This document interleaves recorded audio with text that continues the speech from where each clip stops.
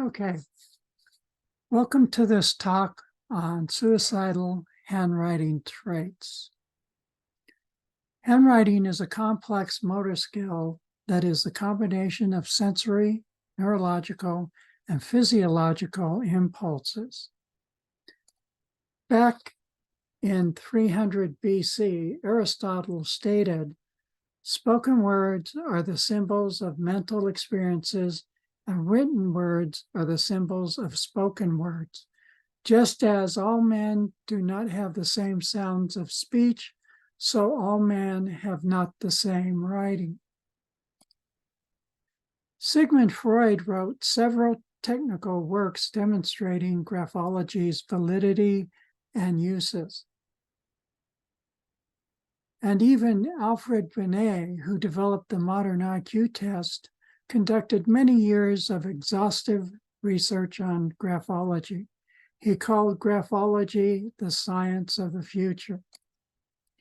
Now, fast forward to 1929, when psychiatrist M.N. Bunker founded IGAS, or International Graphoanalysis Society.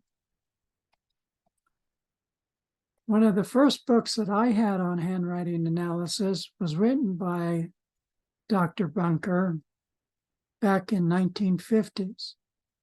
He also wrote a book, You Can Pick 98 Percenters, in which an employer could select employees and detect dishonesty through handwriting analysis.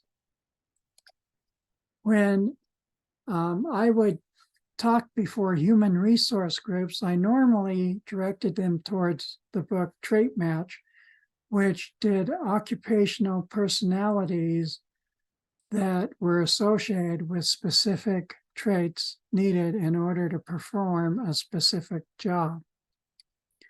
Now, research has shown that when a person loses the ability to write with their hands, they can put a writing tool in their mouth or use their feet.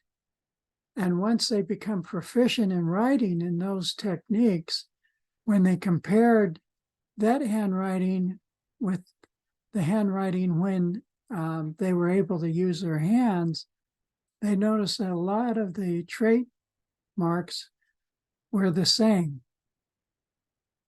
Now, there are 119 strokes within handwriting analysis.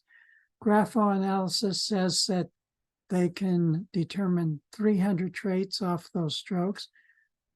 In graphoanalysis, they can determine 264 traits. And in graphoanalysis, they have what they refer to as the green sheet. The green sheet contains all of these different traits. And so when a graphoanalyst is looking at a particular sample of handwriting, they will use the green sheet and determine if any of these traits are represented in that sample that they're looking at. So let's take a look. Who doesn't like his first name? Well, we can see that in A, first off, we can't even determine what the first name is, but more significantly is whoever penned this name crossed out the first name. Which Miss Smith wants a divorce from Mr. Smith? Well, as you can plainly see again in B, Sally has crossed out her last name, her married name, and hence she really wants nothing else to do with this relationship. Another way that we can see how a relationship is going between a married couple is, again, if we look at Sally's signature and the first name is quite a distance from the last name. So we can tell by that distance, if the last name were closer to the first name, we'd know that everything is going smoothly within that relationship. Whereas if it's further distance, there may be some issues. Who's feeling more depressed, A or B? Well, anytime you have handwriting that slopes downward, that is considered pessimism and depression. Whereas in B, we know that any uphill writing is going to reflect optimism. Death does not begin when you die, but instead when you give up. Here we're looking at what is considered a convex baseline. The writing starts low, gets to a high focal point, and then starts dropping back down. This is an individual that will start a project, get to a certain point in that project, and then lose all interest in it. So if you've hired this guy to run a project, you want to make sure that you put a co-worker with him that likes to finish projects. So now we're looking at a suicidal baseline. And here, it doesn't matter what the slope is on the writing.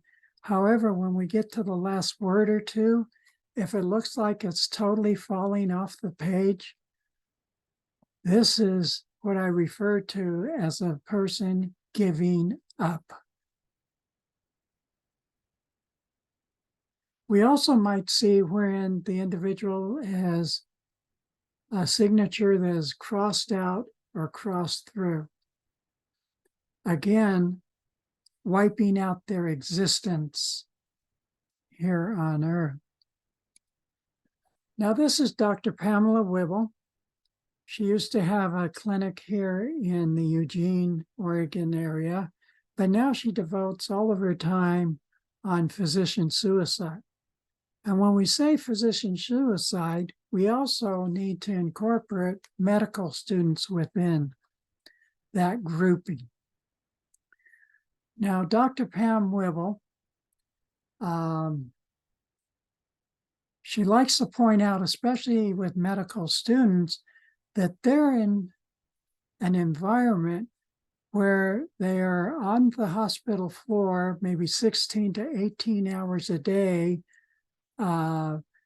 associating with patients, and that only leaves them with about 6 hours in which to do homework, studying, and sleep.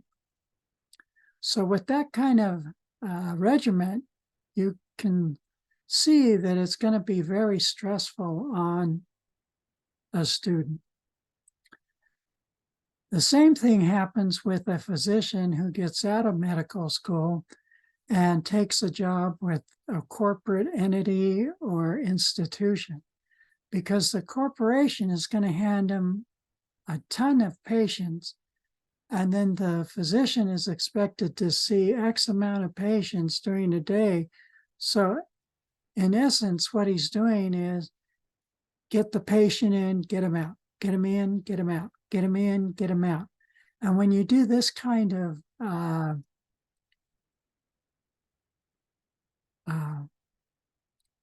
work, then you're really not having time to form a relationship with the patient or have enough time to really determine or diagnose what's going on with them.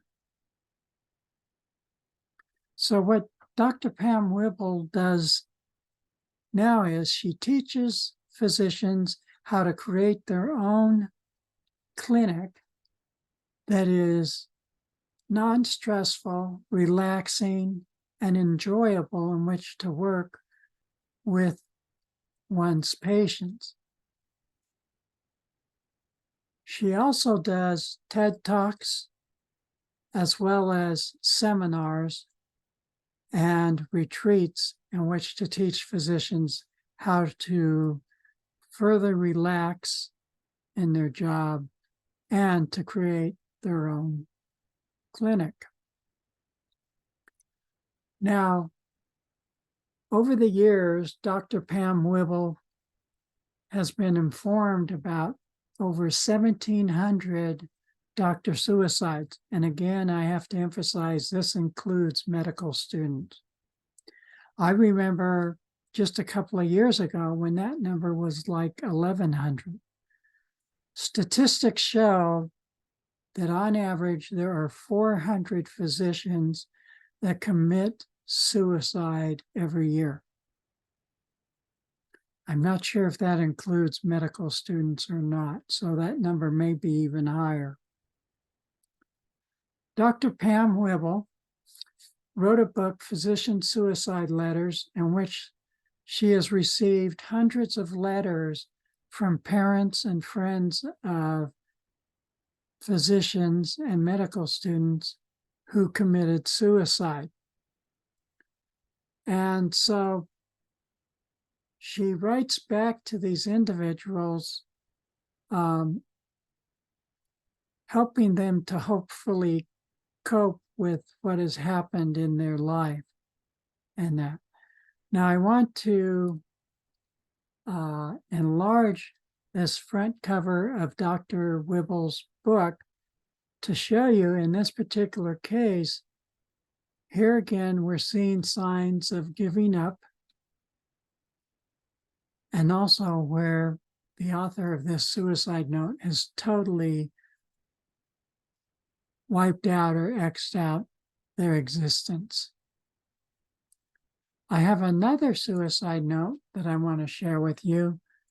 This was found on a Black man who was hanging from a tree outside a BART subway station in Northern California. And as you look at this suicide note, you notice that it's all optimistic uphill writing. And the name has not been crossed out. Well, when they went back and compared this note with the actual handwriting of the individual who was hanging from the tree, with this sample, they were totally different. So now we don't have a suicide note, we have a homicide. And to date, this particular case has not been solved. What I want to point out in this is a cop can go into a room and see a dead body and then see a suicide note. And usually they'll think, oh, it was a suicide, case closed. But sometimes we need to take a closer look at what is going on to determine, is it a suicide or is it murder? Finally, I want to share with you a great graphoanalyst who lives in the Los Angeles area by the name of Andrea McNichol. And she is consulted by the FBI, the U.S. Department of Justice, Scotland Yard, and the U.S. Department of Defense. And she's recognized by over 500 Fortune 500 companies. Actually, I got that wrong. It's a number of Fortune 500 companies. But in this book, it's a great book if you want to start learning about handwriting analysis. She discusses cases that she solved. There's also instances of child abuse. And most importantly, you want to recognize if you really want to know about someone, take a look at their handwriting. Another thing that you can do is if you want to feel how a person feels, take their handwriting and just kind of trace over it. And pretty soon you'll start feeling within your own senses if they're sad or feeling happy, depressed, just what's going on with that individual. Another important thing is, especially as it relates to suicides, sometimes family members, after they've lost this member of their family, especially if it's a child in the family, there have been occurrences where the surviving family member, especially a mother, are so distraught over having lost this child and them not being in their everyday lives that they too commit suicide. So anyway, I want to thank you for taking the time to listen to this talk, and I hope you have a great day and enjoy your friendships and your family.